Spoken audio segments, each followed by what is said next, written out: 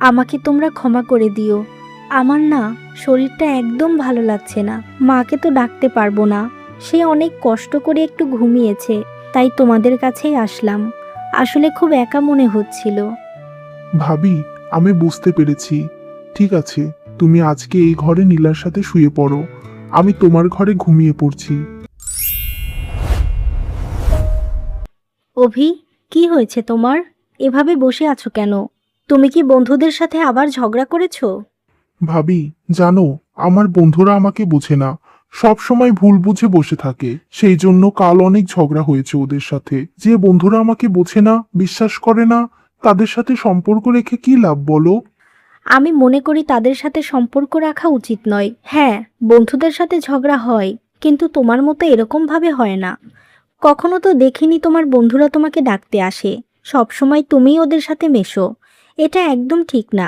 একটা কথা বলি, আমি তোমার যতই ভাবি হই, দুজনের তো বয়সের বেশি ব্যবধান না।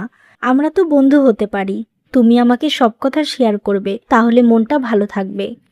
ভাবি, তা না হয় তোমার সাথে সব কথা শেয়ার করব, গল্প করব, কিন্তু বাইরে আমি কাদের সাথে সময় কাটাবো বলো?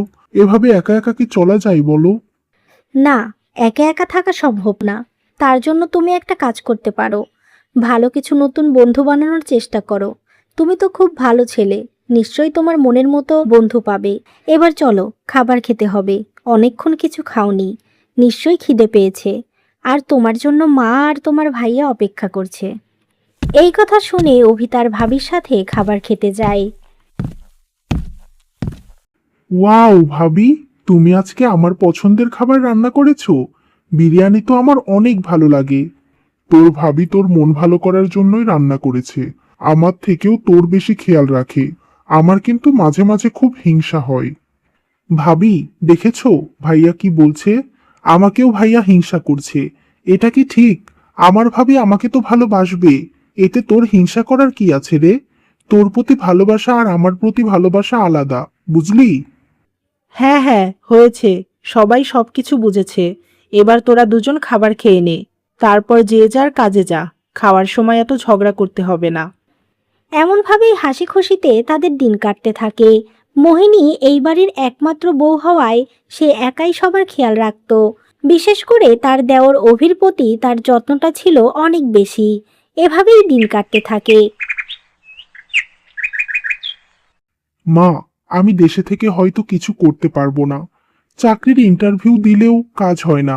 তার থেকে ভালো তুমি ভাইয়াকে বলো আমাকে বিদেশ পাঠিয়ে দিতে। ওখানে গেলে আমি কিছু করতে পারবো, আর আমি আমার পরিবারের সবাইকে ভালো রাখতে পারবো। তোকে দূরে পাঠাতে যে ইচ্ছা করে না বাবা, কিন্তু কি আর করার। জীবনে টাকা না থাকলে কারোরই দাম থাকে না। মা হিসেবে ছেলের জন্য তো এতটুকু করতেই হবে। আকাশ বাড়িতে আসুক, আমি ওকে বলবো।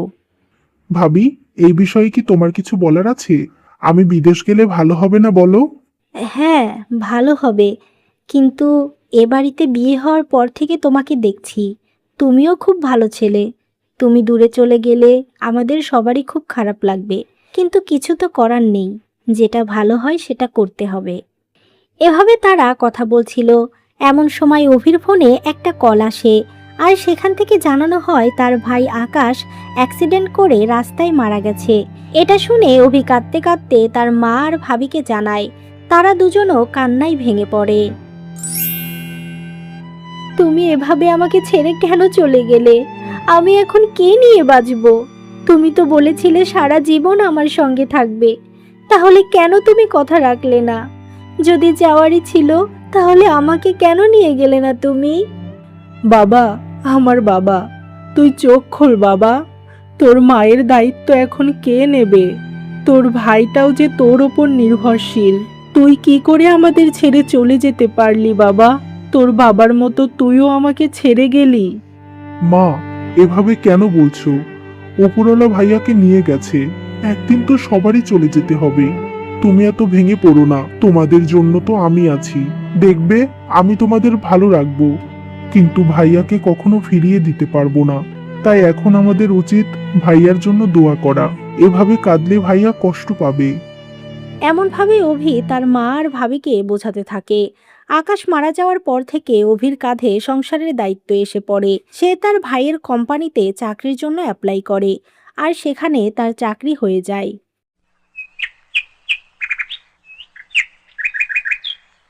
মা, আমি চাকরি পেয়ে গেছি। এখন আর তোমাদের কোনো চিন্তা করতে হবে না। তোমরা আর কষ্ট পেও না। ভাইয়ার কোম্পানিতে আমি অ্যাপ্লাই করার পরপরই ওরা আমার ইন্টারভিউ নেয়, আর বিধাতার ইচ্ছায় আমি সিলেক্ট হয়ে গেছি। ভালো হয়েছে রে বাবা, এখন থেকে আর চিন্তা করতে হবে না। নিজের বড় ভাইয়ের মতো এই সংসারটাকে আগলে রাখিস, কখনো ভাগ হতে দিস না। তুই এখন আমার ভরসা। আর তোর ভাবির যে অবস্থা, ওকে যে কি করে বোঝাবো বুঝতেই পারছি না। মেয়েটার মাত্র কয়েক বছর আগেই বিয়ে হয়েছে, ও কি করে এই শোক কাটিয়ে উঠবে? তুমি চিন্তা করো না, ভাবিকে আমি বোঝাবো। নিশ্চয়ই সে আমার কথা শুনবে। না রে, তোকে আগেই কিছু বলতে হবে না। যা বলার আমিই বলবো। ওর তো তেমন বয়স হয়নি। এই বয়সে এমন জীবন বৌমার মানায় না। তুই এখন ঘরে যা বাবা, পরে আবার তোর সাথে কথা বলবো।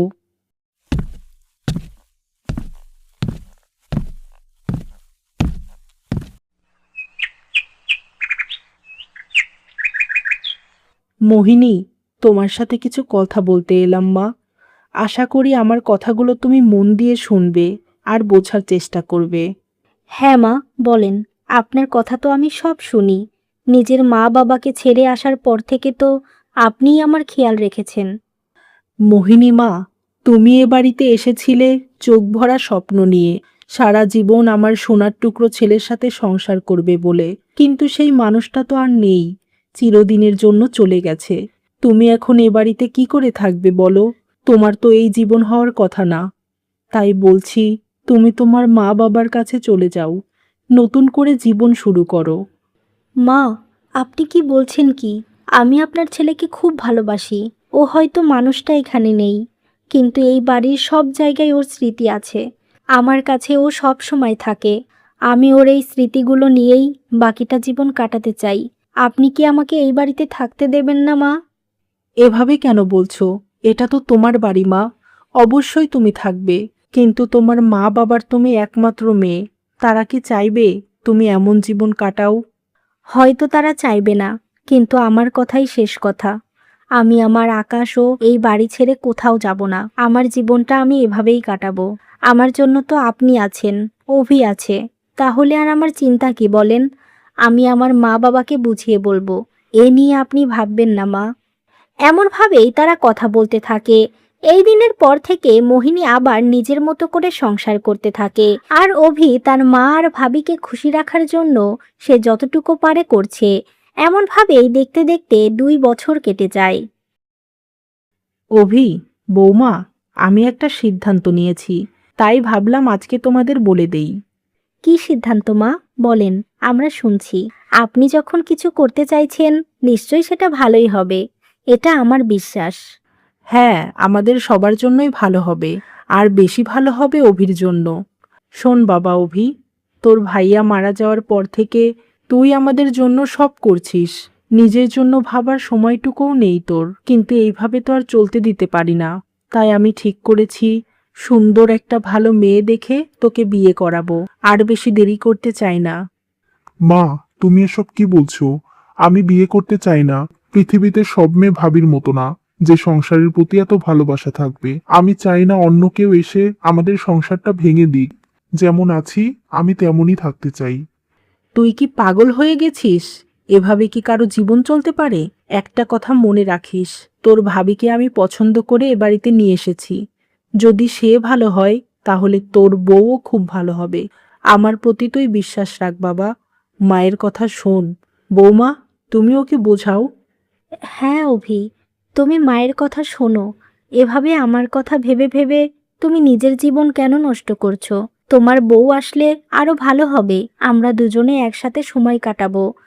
ঠিক আছে, এটাই যখন তোমাদের ইচ্ছে, তাহলে তাই করো। আমার আর কোনো সমস্যা নেই। এই কথা শুনে রেহানা বেগম অনেক খুশি হয়। এরপর কিছুদিনের মধ্যেই একটা সুন্দরী মেয়ে নীলার সাথে অভির বিয়ে হয়ে যায়।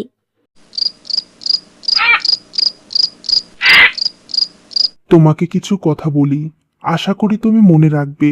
শোনো, আমার ভাইয়া মারা যাওয়ার পর থেকে ভাবি এখানেই থাকে।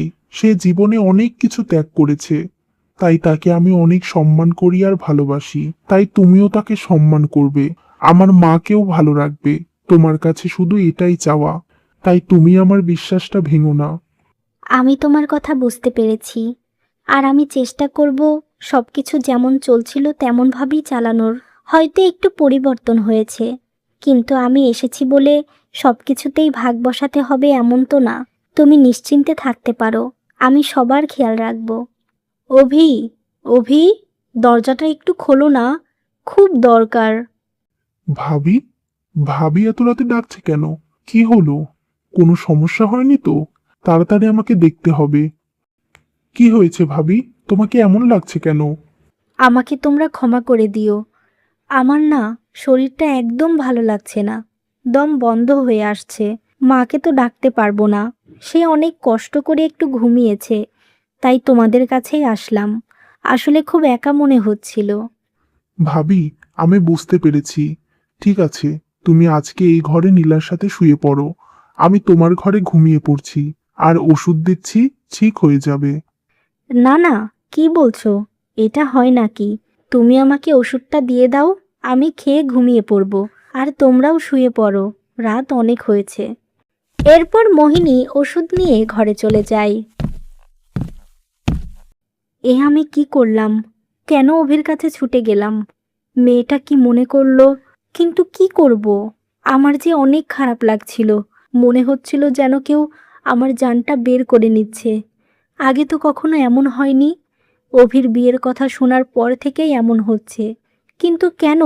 ওর বিয়ে হয়েছে, এতে তো আরো খুশি হওয়ার কথা। না না, আমি আর এসব ভাববো না, আমাকে সব ঠিক করতে হবে। যাই, শুয়ে পড়ি।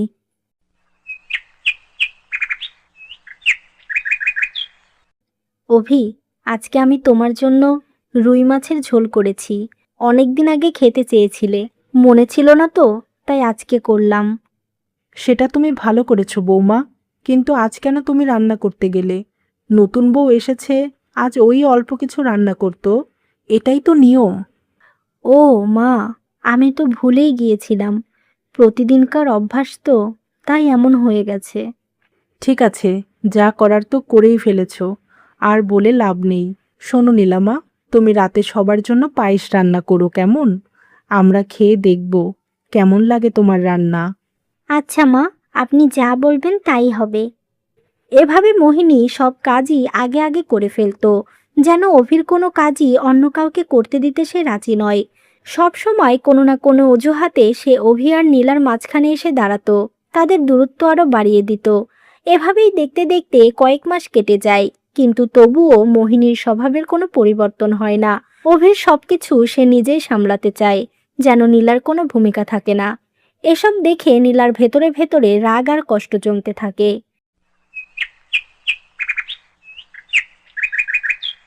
আপনাকে আমি কিছু কথা বলতে চাই। অনেক দিন হলো বলবো ভাবছি, কিন্তু বলতে চেয়েও পারছি না। যদি আপনি কিছু মনে না করেন, তবেই বলবো। তোমার কথায় আমি কি মনে করব বলো তো? তুমি তো আমার আরেকটা মেয়ে, আর মা হয়ে মেয়ের কথা শুনবো, এটাই তো স্বাভাবিক। বলো মা, কি হয়েছে? আসলে ভাবির বিষয়ে কিছু বলতে চাই। আমি তো নতুন বউ হয়ে এসেছি। আগে হয়তো ভাবি অভির সব কাজ করে দিত, তারা দুজনে গল্প করে সময় কাটাতো। কিন্তু এখন তো আমাকেও একটু সময় দিতে হবে মা। আমি বলছি না ভাবিকে সময় দেবে না, কিন্তু আমার কিছু কিছু জিনিস খুব খারাপ লাগে। প্রথম যেদিন বাড়িতে এসেছিলাম সেদিন রাতেই ভাবি আমাদের কাছে গিয়ে ওষুধ নিয়ে এসেছিল, তবুও আমি কিছু মনে করিনি। কিন্তু এভাবে আর কতদিন চলবে মা? আপনি কি আমার কথা বুঝতে পেরেছেন? আমি তোমার সব কথাই বুঝতে পেরেছি, আর অনেক দিন হলো এটা আমিও খেয়াল করেছি। আসলে মোহিনী কিন্তু এতটাও খারাপ না, হয়তো আগের অভ্যাস ছাড়তে পারছে না, কিন্তু আমি চেষ্টা করব সে যেন আর এগুলো না করে। আমার পরে যদি অভির প্রতি কারো অধিকার থাকে, তাহলে তুমি এসব নিয়ে চিন্তা করো না, আমি সব ঠিক করে দেব। ঠিক আছে মা, তাহলে আমি এবার রান্নাঘরে যাই, কিছু কাজ আছে।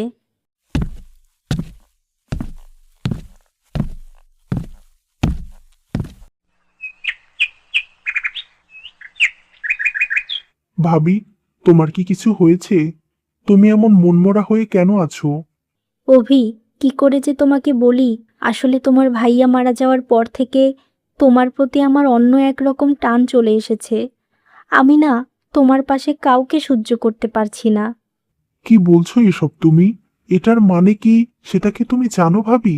আর এটা মা বা নীলা জানতে পারলে কি হবে বলো তো?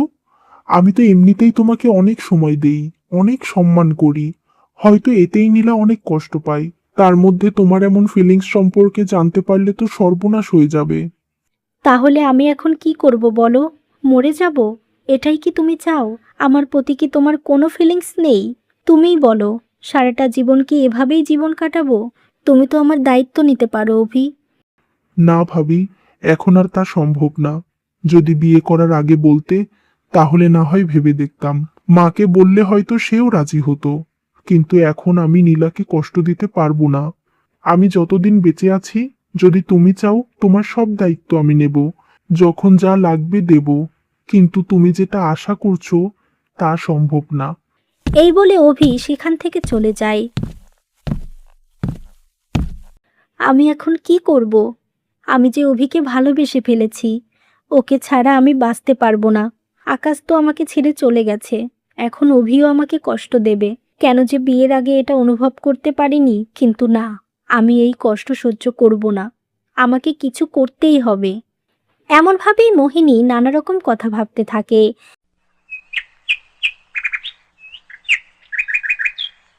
বৌমা, তোমাকে একটা কথা বলি মা।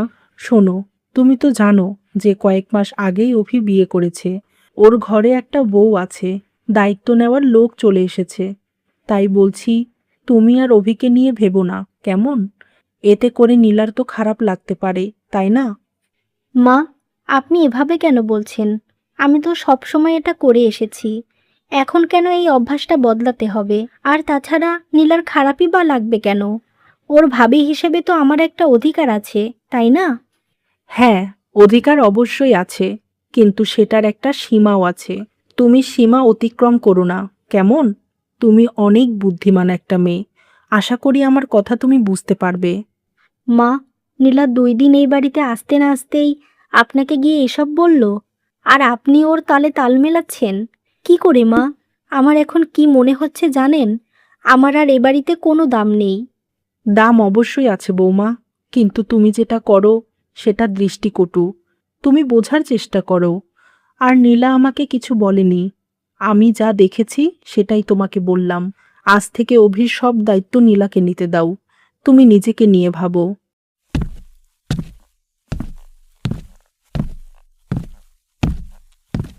আমি জানি এই সব কথা নীলা মাকে বলেছে। 2 দিন এই বাড়িতে এসে আমার সুখ শান্তি কেড়ে নেওয়ার চেষ্টা করছে। আমি থাকতে তা কিছুতেই হবে না। একটা ভুল হয়েছে বলে কি সারা জীবন ভুগতে হবে আমাকে? অভিকে পাওয়ার জন্য আমার যা করতে হয় আমি করব। এভাবে ওর কাছ থেকে আমাকে কেউ দূরে সরিয়ে দিতে পারবে না।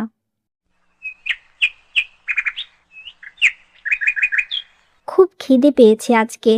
যাই, এবার আমিও কিছু খেয়ে নেই। সবারই তো খাওয়া শেষ হয়ে গেছে। এই বলে নীলা রান্নাঘরে যায়, আর সেখানে গিয়ে দেখে খাবার বাড়ায় আছে। রিতা, এই খাবারটা কে বাড়লো? তোমার জন্য রেডি করেছো? ওই বড় আপা বেড়ে রেখে গেছে, বলেছে আপনাকে খাবারটা দিতে। হঠাৎ ভাবির আমার জন্য এত মায়া কি করে হলো? যাই হোক, ভালোই হয়েছে। খুব খিদে পেয়েছে আমার। যাই, খেয়ে নিই। এই বলে নীলা টেবিলে বসে খাবার খেতে শুরু করলো। ঠিক সেই মুহূর্তেই হঠাৎ মাথা ঘুরে নীলা মাটিতে লুটিয়ে পড়ল। এই দৃশ্য দেখে রিতা ভয় পেয়ে চিৎকার করে। এরপর কিছুক্ষণের মধ্যেই তাড়াহুড়ো করে নীলাকে হাসপাতালে নিয়ে যাওয়া হয়। ডাক্তার, আমার নীলার কি হয়েছে? ও ঠিক আছে তো? হ্যাঁ, এখন তিনি ঠিক আছে, কিন্তু জ্ঞান ফিরতে আরো কিছুক্ষণ সময় লাগবে। আসলে তাকে খাবারের সাথে বিষ দেওয়া হয়েছিল, সেটা আমরা ওয়াশ করে দিয়েছি। সঠিক সময় তাকে না আনলে সে মারাও যেতে পারতো। কি বলছেন ডাক্তার সাহেব? বিষ? কিন্তু এটা কি করে হতে পারে? ওর তো কোনো শত্রু নেই। সেটা তো আমরা বলতে পারবো না। আপনারা চাইলে পুলিশকে খবর দিতে পারেন। এই বলে ডাক্তার চলে যায়। মা, নীলার এত বড় ক্ষতি কে করবে? আমি তো ভাবতেই পারছি না। নীলা মারাও যেতে পারতো। আমি একজনকে সন্দেহ করছি। তাই আর পুলিশকে কিছু বলিস না। নীলা সুস্থ হয়ে ওকে বাড়িতে নিয়ে গিয়ে সবকিছু প্রকাশ পাবে। এমনভাবেই তারা কথা বলতে থাকে। এরপর 2 দিন নীলা হাসপাতালে থেকে সুস্থ হয়ে বাড়িতে ফিরে আসে। রিতা, তুই এটা করেছিস তাই না? কেন করলি বল? না হলে কিন্তু তোকে পুলিশের হাতে তুলে দিতে বাধ্য হব আমরা। কি বলছেন আপনি? আমি কিছুই করিনি, আমি কিছু জানিও না। আপনি আপামনিকে জিজ্ঞেস করুন, সে নিজের খাবার নিজে নিয়ে গেছে। হ্যাঁ মা, আমি খাবার নিয়ে গেছি, কিন্তু সেই খাবারটা আপা বেড়ে রেখেছিল, তাও নাকি আমার জন্য, যে কিনা আমাকে কখনো খাবারই বেড়ে দেয়নি। আচ্ছা আপা, তুমি বলো তো, হঠাৎ আমার জন্য খাবার বেড়ে রেখেছিলে কেন? এমনভাবে বলছো যেন আমিই তোমাকে বিষ দিয়েছি। আর তাছাড়া আমি তো সবার জন্য রান্না করি, খাবার বেড়ে দেই, তাই ভাবলাম তোমাকেও দেই। এটাই কি আমার অপরাধ? এমনও তো হতে পারে কোনো বিষাক্ত প্রাণী মুখ দিয়েছিল। হ্যাঁ, হতে পারে, কিন্তু কোনো বিষাক্ত প্রাণী মুখ দিলে এতটা খারাপ অবস্থা হতো না। নিশ্চয়ই কেউ ইচ্ছা করে নীলাকে বিষ দিয়েছে। যদি তুমি বিষ না দাও তাহলে নিশ্চয়ই এই রিতা দিয়েছে। রিতা, বল, কে তোকে এই কাজ করতে বলেছে? না হলে কিন্তু তোকে আমরা পুলিশে দেব। এবার কি হবে? যদি রিতা ভয়ে সব বলে দেয় তাহলে তো সর্বনাশ হয়ে যাবে। না না, আমি কিছুতেই স্বীকার করব না, যাই হয়ে যাক। কি হলো, তুই কি এখনো চুপ থাকবি? অভি, তুই পুলিশে কল কর তো, তারপর দেখব ও মুখ না খুলে কি করে থাকে। না না, আপনারা এমন করবেন না, আমি কিছুই করি নাই। এসব কিছু বড় আপা মনে করেছে। আমি দেখে ফেলায় সে আমাকে ভয় দেখায়, বলে পুলিশে দেবে, তাই ভয় পেয়ে কাউকে বলি নাই। আমাকে আপনারা ক্ষমা করুন। আমার বাড়িতে 2টা সন্তান আছে, আমি ছাড়া ওদের আর কেউ নেই। আমাকে পুলিশে দেবেন না দয়া করে। এই, তুই এসব কি বলছিস? আমি কেন আমার পরিবারের কাউকে মারতে যাব? নিশ্চয়ই তুই অন্য কারো কথাই এটা করেছিস। শুধু শুধু আমাকে দোষ দিবি না বলে দিলাম। ভাবি, তুমি চুপ করো। তোমার ওই মুখ দিয়ে আর একটা কথাও বলো না। আমি বেশ বুঝতে পারছি যে তুমি এটা করেছো। কিছুদিন আগেই আমাকে বললে যে তুমি আমাকে ভালোবাসো, আমাকে নিজের করে পেতে চাও, তুমি নীলাকে সহ্য করতে পারছো না, আর তারপর এটা হলো। এর মানে কি আমরা বুঝি না? কি বলছিস? তোকে ও এসব বলেছে? আমিও ওকে তোর কাছ থেকে দূরে সরে থাকতে বলেছিলাম সেদিন। এই জন্যই হয়তো রাগে এসব করেছে। ভেবেছিল নীলাকে মেরে ও তোর সাথে থাকবে। ছি মোহিনী, ছি, তুমি এটা করতে পারলে? তোমার মনে এত হিংসা? হ্যাঁ, এই সব কিছু আমি করেছি, যা করেছি ভেবেই করেছি। আচ্ছা মা, আপনার কি একবারও মনে হলো না যে আপনার বড় ছেলে মারা যাওয়ার পর আমার জীবনটা কেমন হয়ে গেছে? তখন কি আপনি অভির সাথে আমাকে বিয়ে দিতে পারতেন না? হয়তো আপনি বললে অভিও রাজি থাকতো, আর আমারও অন্তত জীবনটা বাঁচতো। কিন্তু তা না করে কেন ছেলেকে অন্য কারোর সাথে বিয়ে দিয়ে দিলেন বলেন? আমি কি করে আমার অভিকে বলবো তার ভাবিকে বিয়ে করতে? এটা কি হয় নাকি? আর তাছাড়া অভি অবিবাহিত ছেলে, তুমি ওর থেকে বয়সেও বড় হবে, এটা কিছুতেই সম্ভব হতো না। আমি সবসময় ভাবতাম তুমি ওকে বড় বোনের মতো ভালোবাসো, কিন্তু না, তুমি তো ওর সব থেকে বড় শত্রু। এখন একটা মেয়ের জীবনও শেষ করে দিতে চাইছো? তুমি তো খুনি। হ্যাঁ মা, আমি খুনি, কিন্তু যা করেছি অভিকে ভালোবেসে করেছি। অভি, তুমি কি কিছু বলবে না? তুমিই বলো, তুমি কি আমাকে চাও না? কখনো কি ভালোবাসার চোখে দেখোনি আমাকে? না, দেখিনি। আর আমি তোমাকে ভালোবাসি না। তুমি আজ যেটা করেছো এর শাস্তি তোমাকে পেতেই হবে। আমি তোমাকে পুলিশের হাতে তুলে দেব। না অভি, এটা করো না।